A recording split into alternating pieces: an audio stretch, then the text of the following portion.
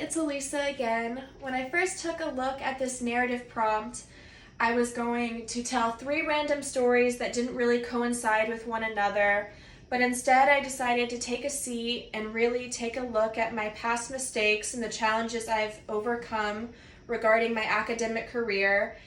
And it really brought me back to when I was a sophomore in high school. Up until this point, I really didn't have any effective study habits. I was always cramming for tests the last minute. It was extremely hard to focus in the classroom, and I knew I had a learning disability that wasn't really ever talked about or analyzed, so I began to put my social life at the forefront of my life. I began hanging out with the wrong crowds of people and dabbling into recreation and not really having any idea of what I wanted to do in the future.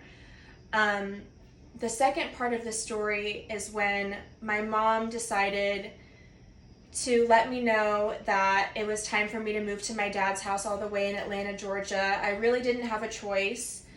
And although I felt like my world was crashing down, it ended up being the best thing to ever really happen to me. Suddenly, I went from having no supervision to having all eyes on me.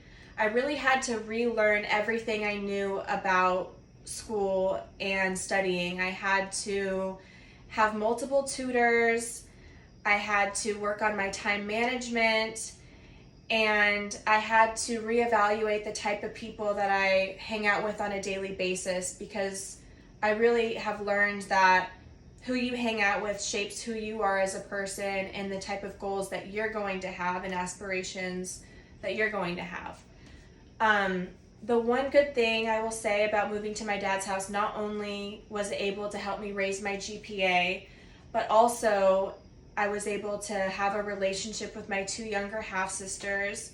We would go swimming all the time. I would help them in their theater classes, and I really began to become more in tune with my family and not thinking about just myself all of the time.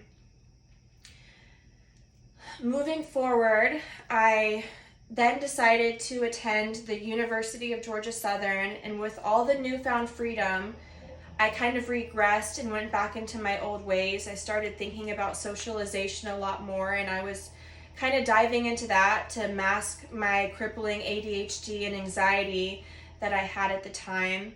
But it wasn't until COVID struck and I went back home to my mom where I really had a wake-up call and realized that I wasn't living authentically and I wasn't striving to be the best version of myself as possible. So even though I was let down because I was about 21 years old and I still hadn't completed a full year of college, I began to realize that it's never too late to start from scratch and unlock your full potential.